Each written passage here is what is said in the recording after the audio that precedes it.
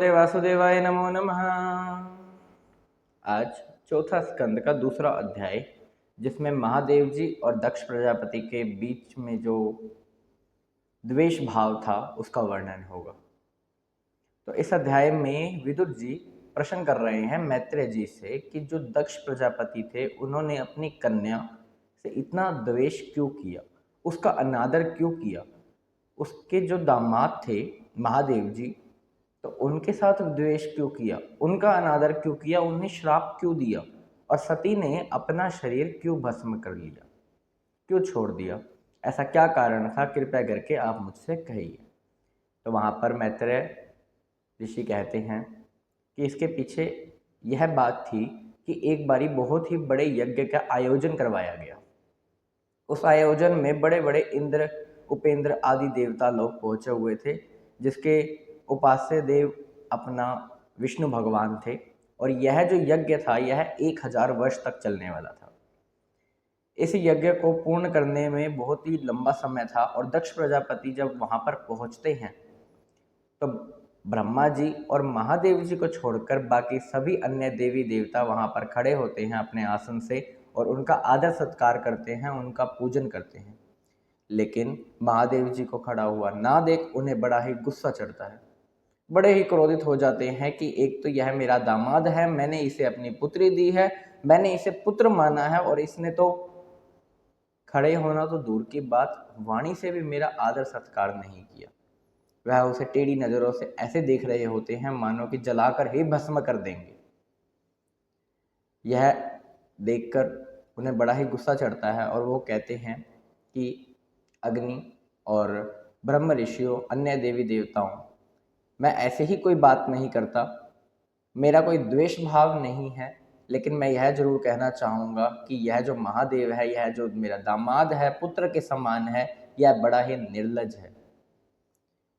इसने मेरा आदर सत्कार तो दूर, इसने वाणी से भी मुझे प्रणाम भी नहीं किया। यह ने उठकर भी मुझे कुछ कहा ही नहीं, एक जगह टिक कर बैठा हुआ है। यह तो मुझसे ब्रह्मा जी की बातों में मैं आ गया, जो मैंने अपनी पुत्री का विवाह इसके साथ कर दिया। मैंने इसे अपना पुत्र माना और ये मुझे प्रणाम तक नहीं कर रहा है, मेरा आदर भी नहीं कर रहा है, मेरा अनादर है यह तो। वह उन्हें बहुत ही बुरा भला कहते हैं।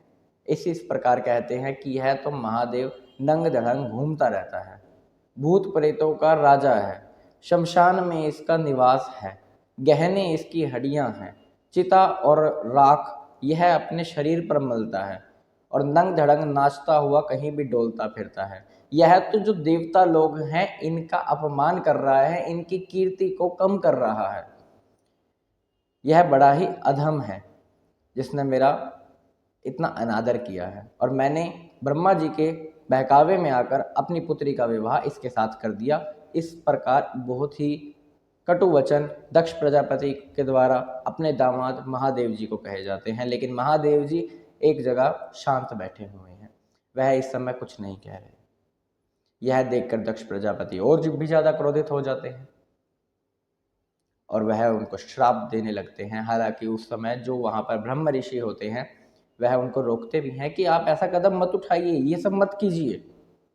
लेकिन वह उन्हें श्राप दे ही डालते हैं कि आगे से इंद्र उपेंद्र जो भी यज्ञ आदि होंगे उसके अंदर महादेव जी को कोई स्थान नहीं दिया जाएगा, ऐसा श्राप दक्ष प्रजापति दे देते हैं।